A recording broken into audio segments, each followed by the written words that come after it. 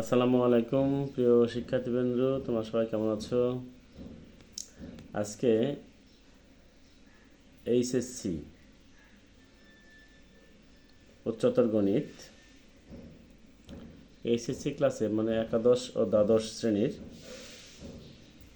উচ্চতর গণিতের ভেক্টর অধ্যায় 5 নম্বর থেকে সমাধান করা শুরু করব ইনশাল্লাহ। পৃষ্ঠা হচ্ছে 55, পৃষ্ঠা 55, 2.2 বি অধ্যায়ের অঙ্ক শুরু করবো ইনশাল্লাহ। দেখাও যে 5 নম্বর বলছে, দেখাও যে a equal two 9i plus J minus 6k এবং b equal 4i minus 6j plus 5k vector দুটি পরস্পর লম্ব। আমরা জানি কি ভেক্টর দুটি পরস্পর লম্ব হলে কি করতে হয়? a dot B equal 0, a dot B equal 0, পরস্পর লম্ব হলে a ডট বি ইকুয়াল 0। প্রদত্ত ভেক্টর দ্বয় এ ও বি দেওয়া আছে, আমাদের এ এত দেওয়া আছে, বি এত দেওয়া আছে। A dot B equal to বের করি, তাহলে যদি 0 হয় তাহলে পরস্পর লম্ব হবে দেখানো হলো। ঠিক আছে প্রিয় শিক্ষার্থীবৃন্দরা, 2 নম্বরে আসো। কি বলছে? দেখাও যে 2 নম্বরে কি বলছে? দেখাও যে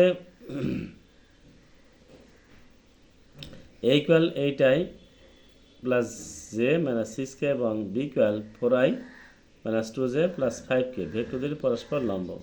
সমাধান: প্রদত্ত ভেক্টর দ্বয় এ ও বি দেওয়া আছে, এ ডট বি এক কেস, এ ডট বি ইকুয়াল যদি 0 হয় তাহলে আমাদের বুঝতে হবে সমস্যাটা সমাধান হয়ে গেছে। তাহলে এ ডট বি ইকুয়াল 0, আমাদের সূত্র হচ্ছে কি, পরস্পর যদি লম্ব হয় তাহলে এ ডট বি ইকুয়াল 0।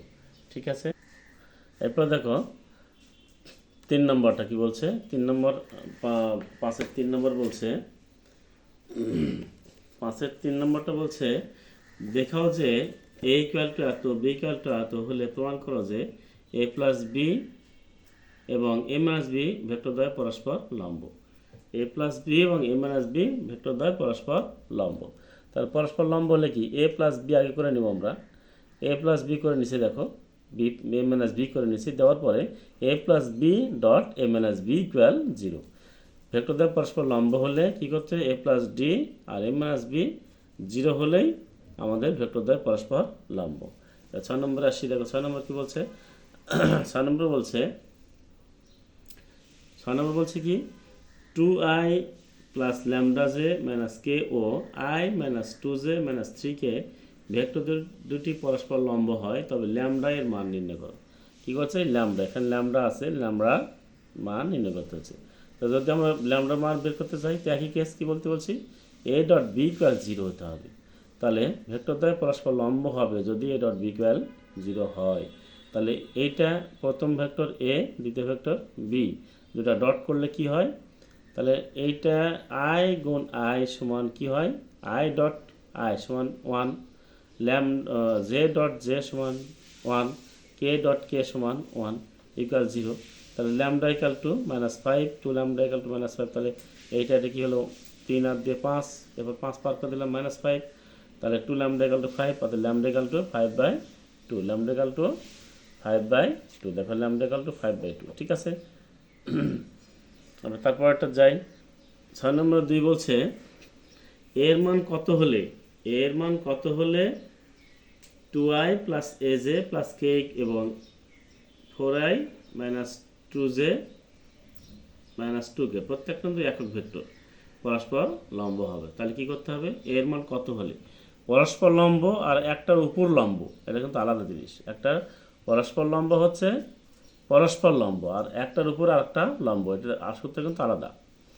পরস্পর লম্ব হলে এ ডট বি ইকুয়াল 0, আর একটার উপর আরেকটা যদি লম্ব হয় তাহলে কি করতে হবে, a cross b divide by modulus a cross b. এইটা হচ্ছে কি, এটা হচ্ছে একটার উপর আরেকটা লম্ব, আর পরস্পর লম্ব হলে এইটা হবে। ঠিক আছে, তাহলে এ ডট বি ইকুয়াল 0, তাহলে প্রথম ভেক্টর ডট দ্বিতীয় ভেক্টর ইকুয়াল 0, তাহলে এ ডট বি বের করলাম, তাই না, ইকুয়াল টু 3। ঠিক আছে, 3 নম্বর দেখো, 3 নম্বর কি বলছে, 6-3 কি বলছে a i plus b j plus c k ভেক্টরটি এক্স অক্ষ খ নম্বর ওয়াই অক্ষ জেড অক্ষের উপর লম্বতা যেহেতু আমাদের পি এর মান দেওয়া আছে a i plus b j plus c k, তাহলে মনে করি এক্স ওয়াই ও জেড অক্ষ বরাবর একক ভেক্টর যথাক্রমে আই জে ও কে। হ্যাঁ, যেহেতু এক্স অক্ষ বরাবর একক ভেক্টর, তাহলে পি যেহেতু দেওয়া আছে, পি এর পরের অ্যালফাবেটটা কি, অক্ষরটা কি, কিউ। তাহলে কিউ ধরে নিলাম, কিউ ইকাল টু আই। তাহলে P Q dot P dot Q equal 0। তাহলে P dot Q equal to 0 হলে বা পি এর মান মেরে দাও আর কিউ এর মান কত আই মেরে দাও, ডট করলে কি হয় ইকুয়াল 0। আবার খ দেখো ওয়াই অক্ষ বরাবর একক ভেক্টর আর ইকুয়াল টু যে পি এর কিউ, কিউ এর পরে আর নিলাম, ঠিক আছে। পি ডট আর ইকুয়াল 0, পি এর মান মেরে দাও, ডট বি ইকুয়াল 0, ঠিক আছে। এবার আসো জেড অক্ষ বরাবর একক ভেক্টর, তাহলে কি হচ্ছে ধরি S equal to K, vector চিহ্ন দাঁড়াবে এখানে, ভেক্টর চিহ্ন না দিলে কিন্তু অঙ্ক হবে না। হ্যাঁ, পি ডট এস ইকুয়াল 0 বা পি এর মান মারলাম, কে এর মান মারলাম, এস এর মান মারলাম, কে বা সি ইকুয়াল 0, কে ইকুয়াল 0 বা সি ইকুয়াল 0। আর এক নম্বর ভেক্টর টি জেড অক্ষের উপর লম্ব, তো প্রত্যেকটা অক্ষই তার অক্ষের উপর লম্ব। দেখো অতএব এক নম্বর ভেক্টরটি জেড অক্ষের উপর লম্ব, জেড অক্ষের লম্ব। তারপর এটা পি কিউ ডট ইকুয়াল 0, এক নম্বর ভেক্টরটি কিউ অক্ষের উপর লম্ব। তারপরে খ হচ্ছে ওয়াই অক্ষ, তার মানে কি আর এক নম্বর ভেক্টরটি আর অক্ষের উপর লম্ব। তারপরে এক নম্বর ভেক্টরটি জেড অক্ষের উপর লম্ব, সবাই হচ্ছে সব অক্ষের উপরে লম্ব। 7 নম্বরটা দেখো, 7 নম্বর দেওয়া আছে দেখাও যে এ ইকুয়াল টু এত, বি ইকুয়াল টু এত, সি ইকুয়াল টু এত, তাই না? তাহলে ভেক্টরগুলি একটি সমকোণী ত্রিভুজ উৎপন্ন করে, ভেক্টরগুলি একটি সমকোণী ত্রিভুজ উৎপন্ন করে, ভেক্টরগুলি সমকোণী ত্রিভুজ। তাহলে যে দেখো যে একটা সমকোণী ত্রিভুজ, সমকোণী ত্রিভুজ বলতে, সমকোণী বলতে কি বোঝায়, সমকোণ বলতে একটা কোণ হচ্ছে কত, সমকোণ বলতে একটা কোণ 90 ডিগ্রি, তাই না? না, সমকোণী ত্রিভুজ কাকে বলা হয়? যে ত্রিভুজের একটা কোণ সমকোণ এবং দুইটা কোণই সূক্ষ্মকোণ, তাকে কি বলা হয়? সমকোণী ত্রিভুজ বলা হয়। 90 ডিগ্রি, সমকোণ বলতে 90 ডিগ্রি, ঠিক আছে প্রিয় শিক্ষার্থী বন্ধুরা। এবার দেখো তাহলে দেওয়া আছে এ ইকুয়াল টু এত, B equal to, C equal to এত, তাই না? তাহলে এর মডুলাস একক ভেক্টরটা বের করে নিই, এর একক ভেক্টর বের করে নিলাম, দেখো বের করে নিছি। তাহলে রুট ওভার এই 3² মাইনাস 2² মাইনাস কে এর সহগ মানে কে ভেক্টর সহগ কে 1, তো মডুলাস বের করে নিছি। তাহলে স্কোয়ার করে দাও, স্কোয়ার ইকুয়াল টু কত 14। এটা তুমি মডুলাসের মধ্যে রাখতে পারো বা স্কোয়ার সরাসরি এইভাবে রাখতে পারো, ঠিক আছে। তাহলে দেখো বি এর মডুলাস বের করে নাও, বি এর একক ভেক্টরটা বের করে নাও, তাহলে বি এরটা বের করে নিলাম, তাই না? তাহলে 35 হলো।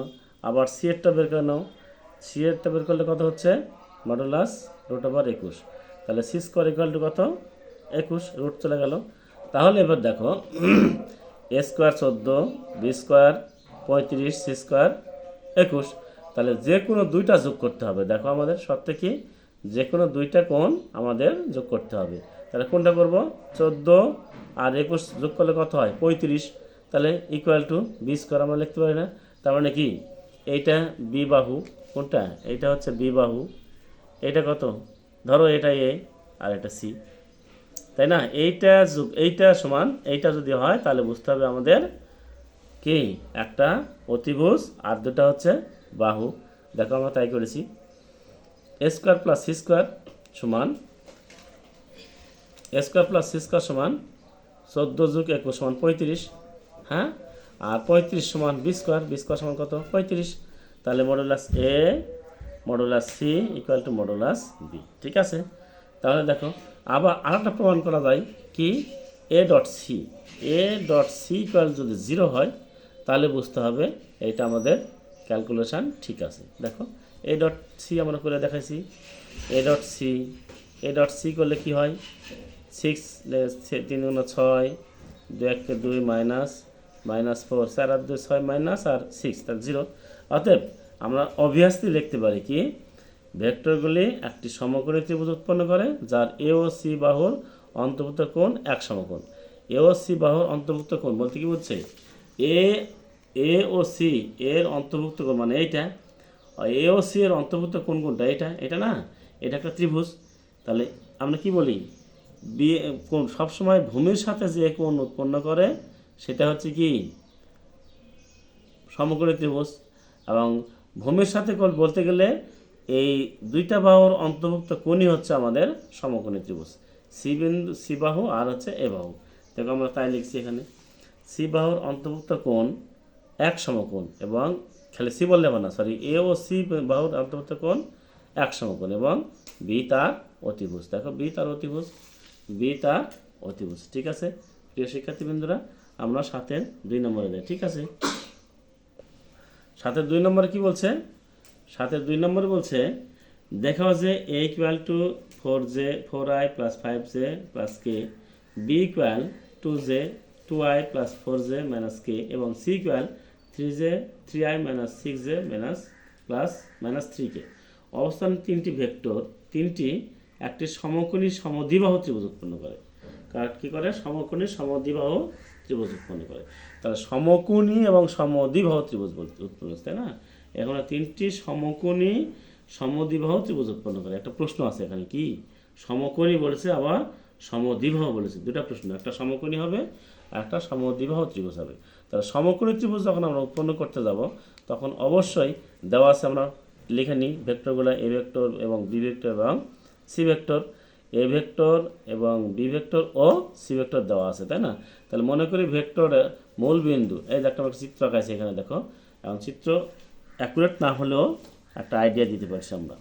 কারণ চিত্র যদি তুমি ছলে বলে কৌশলে যে আইডিয়ায় যেমনভাবে তুমি করতে পারো, তাহলে আমাদের কি ভেক্টর এর আদিবিন্দু এবং প্রান্তবিন্দু আমাদের কি আছে, শর্ত কি, ভেক্টর যদি তুমি নির্ণয় করতে যাও, এই ভেক্টরের আদিবিন্দু এবং প্রান্তবিন্দু তুমি যদি নির্ণয় করতে পারো, তাহলে সকল সূত্র দিয়েই তুমি সমাধান করতে পারবে। ঠিক আছে, তাহলে মনে করি মূলবিন্দু 0 0 সাপেক্ষে, মনে করি এখানে মূলবিন্দু ও মিলবিন্দু সাপেক্ষে, এটা যদি ও মূলবিন্দু সাপেক্ষে বিন্দুত্তরের অবস্থান ভেক্টর যথাক্রমে এ বি ও সি, তাহলে এ বি ইকুয়াল টু, দেখো ও এ বি ইকুয়াল টু, আমরা শর্তে আছি, যদি ও এ বি একটা ত্রিভুজ ধরি, তাহলে দেখো এ বি একদিকে যাচ্ছে আর এটা বিপরীত দিকে, দেখো ও বিপরীত দিকে, ও এ বির বিপরীত, ও বিও এ বির বিপরীত।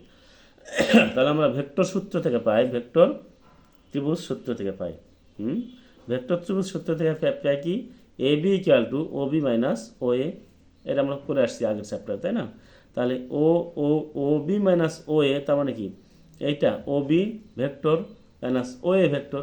আমরা ও এ ভেক্টরের গুণ কিন্তু না, এটা কিন্তু বিয়োগ। আমরা যখন কোনো ভেক্টর বের করতে চাই, একটা ভেক্টর তার একটা ভেক্টর বের করতে চাই, তাহলে কিন্তু এটা বিয়োগ করতে হয়। ঠিক আছে, তাহলে এটা ও বি মাইনাস ও এ করে নিলাম। ঠিক আছে, তারপরে এ বি এর মডুলাস করে নিলাম। মডুলাস করে নেওয়ার পরে দেখো, মডুলাস করার পরে যা ভেক্টর বেরোবে তার মডুলাস করে নিলাম, মডুলাস করার পর 3 বেরোলো। আবার বিসি, দেখো বিসি সমান কী হবে, তাহলে OC minus Obi, OC minus Obi, OC minus Obi করেছি, দেখো ওসি মাইনাস ওবি করেছি। ঠিক আছে, এটা আবার একক ভেক্টর বের করে নিয়েছি, মান বের করে নিয়েছি। তারপরে আবার সি এ ভেক্টরটা দেখো, সি এ ভেক্টর কীভাবে করলাম, ও এ মাইনাস ওসি, দেখো এটা একক ভেক্টর বের করে নিলাম।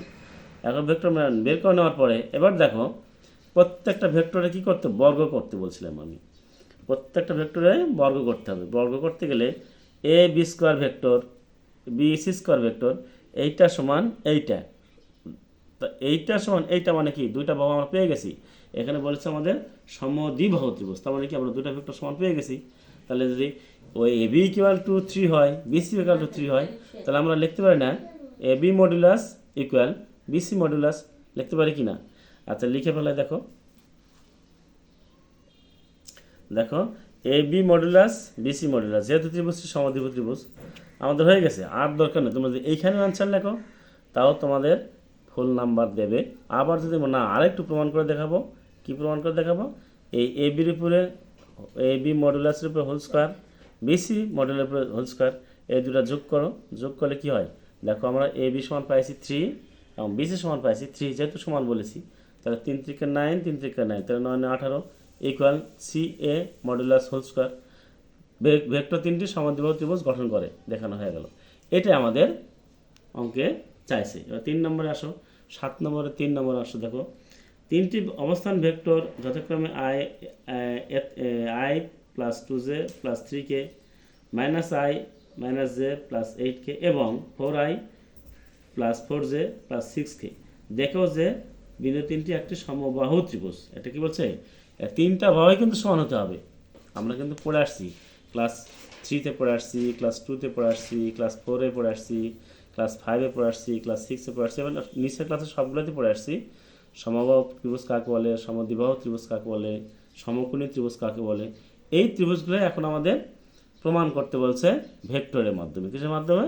ভেক্টরের মাধ্যমে। তাহলে সমবাহু ত্রিভুজ বলতে কি বোঝায়? 3টা বাহুই সমান হবে। ঠিক আছে, তাহলে যে ত্রিভুজের 3টা বাহুই সমান তাকে সমবাহু ত্রিভুজ বলে। একটু আগে বললাম সমকোণী ত্রিভুজ কাকে বলে? যে ত্রিভুজের একটা কোণ সমকোণ তাকে সমকোণী ত্রিভুজ বলে। আর সমদ্বিবাহু ত্রিভুজ কাকে বলা হয়? যে ত্রিভুজের 2টি বাহু সমান তাকে সমদ্বিবাহু ত্রিভুজ বলা হয়। এখন সমবাহু ত্রিভুজ 3টি বাহুই কিন্তু সমান, তাকে বলা হয় সমবাহু ত্রিভুজ। তাই দেখো, মনে করি ভেক্টর ও মূল বিন্দু এই ঠিক আগের মতোটাই করে নেব আমরা, কারণ সব সময় আমরা মূল বিন্দু ধরে নেব। কারণ মূল বিন্দু ভেক্টরের আদি বিন্দু এবং প্রান্ত বিন্দু দুইটা যদি আমরা বের করতে পারি তাহলে আমরা ভেক্টর নির্ণয় করতে পারবো। দেখো, তা আদি বিন্দু বের করার জন্য অবশ্যই আমরা মূল বিন্দু ধরতে হবে। আদি বিন্দু মানে কি? যেখান থেকে শুরু হয়েছে, যে রেখাটা যেখান থেকে, মানে সরলরেখা, একটা সরলরেখা মনে করো এখানটা একটা সরলরেখা, তাই না? এখান থেকে শুরু হলে এই যে যাচ্ছে এই পর্যন্ত গেল, তাই না? এটা কি আদি বিন্দু, এটা কি প্রান্ত বিন্দু। প্রান্ত বিন্দু মানে কি? যেখানে শেষ।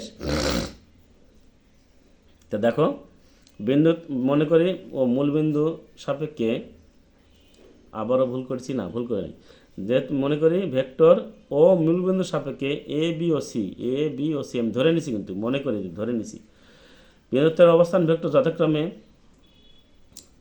এ সমান এত, বি সমান এত, সি সমান এত লিখা লাগতো। আমি লিখে দিইনি তোমাদের, কারণ যথাক্রমে লিখেছি। এ সমান এত, বি সমান এত, সি সমান এত যদি হয় তাহলে আমি এই যথাক্রমটা ইউজ করতাম না।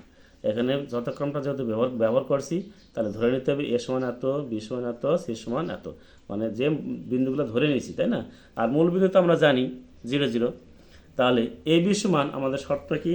ত্রিভুজ ভেক্টর ক্ষেত্রে, ভেক্টর ত্রিভুজ মানে ত্রিভুজ ভেক্টর ক্ষেত্রে আমরা কি জানি? যে ত্রিভুজটা বিপরীত দিকে যায় সেইটা সমান যে ত্রিভুজটা একই দিকে যায় সেইটা সমান যে ত্রিভুজগুলো বিপরীত দিকে যায়। বিপরীত দিকে যাওয়া মানে কি? মাইনাস। তাহলে দেখো, a B equal to o b minus o a, তাই না? এ বি ইকুয়াল টু, যদি আমরা ও এ বি একটা ত্রিভুজ মনে করি, তাহলে a B equal to o b minus o a. O b সবসময় বৃহত্তর। ঠিক আছে, তাহলে কি আমরা কী করবো? এ বি স্কোয়ার বের করলো 38। আমরা কি দেখো বের করি, এ বি মডুলাস বের করলাম, এ বি বের করলাম, এ বি স্কোয়ার বের করলাম, এবং সিবিটা আসি। তেমন সিবি বের করে দেখো, ও সি বি যদি একটা ত্রিভুজ মনে করি, তাহলে বিসি বা সিবি যাই মনে করো, বিসি বা সিবি এই রেখা যদি এদিকেও যায় তাহলে বিসি হবে, আর এদিকেও আসে সিবি হবে। তুমি একটা আইডিয়া বা ধরে নিও এই ত্রিভুজে এটাই হবে, নট নেসেসারি, জাস্ট আইডিয়া দেওয়ার জন্য এই ত্রিভুজটা কিন্তু করেছি আমি এই ত্রিভুজটা করেছি জাস্ট আইডিয়া দেওয়ার জন্য। এই ত্রিভুজটা আঁকানোর জন্য অঙ্কগুলো আমি করতে পারতেছি, তাই না? তাহলে যা দেখো, আমরা বিসি বের সিবি বা বিসি বের করলাম। বিসি কি? ওসি মাইনাস ওবি, তাই না? তাহলে ওসি মাইনাস ওবি যদি হয় তাহলে কি করব? আমরা মানগুলো মেরে দিই। মানগুলো মারলে কি এটা বাড়লো? সিবি রুট করলাম, সিবি একক ভেক্টর বের করলাম, তারপর 38। হ্যাঁ, এবার আসো সি এ, তার মানে কি? ও সি এ, ও সি এর সমান কি? ও এ মাইনাস ও সি। দেখো, ও এ মাইনাস ও সি রুট করে নিছি। তার মানে কি? দেখো, 3টা বাহুই সমান, এটাও রুট 38, এটাও রুট 38, এটাও রুট 38। তাহলে কি আমরা বলতে পারি না? দেখো, এটাও রুট 38, ও A B equal to root over 38, BC equal to root over 38, C A equal to root over 38। তার মানে কি 3টা বাহুই আমাদের সমান। তাহলে কি আমরা বলতে পারি না, প্রিয় শিক্ষার্থী বিন্দুরা, আমরা কি বলতে পারি? অতএব বিন্দু মানে ভেক্টর 3টি একটি সমবাহু ত্রিভুজ গঠন করে দেখানো হলো। ঠিক কিনা? তাহলে আমরা লিখতে পারি বা সি স্কোয়ার ইকুয়াল টু 38, অতএব a B equal to bc equal to c, অতএব ভেক্টর তিনটি একটি সমবাহু ত্রিভুজ গঠন করে দেখানো হলো। এটাই আমাদের কি অঙ্কে চাইছে। ঠিক আছে প্রিয় শিক্ষার্থী বন্ধুরা, আজকে এ পর্যন্তই আমি তোমাদের করে দিলাম আর কি 5 নম্বর, 6 নম্বর এবং 7 নম্বর। আগামী দিন 8 থেকে শুরু করবো ইনশাল্লাহ। ঠিক আছে প্রিয় শিক্ষার্থী বন্ধুরা, যারা তোমরা সাবস্ক্রাইব করেছো ধন্যবাদ, আর যারা করনি অবশ্যই সাবস্ক্রাইব করে নিও। ধন্যবাদ সবাইকে, আল্লাহ হাফিজ।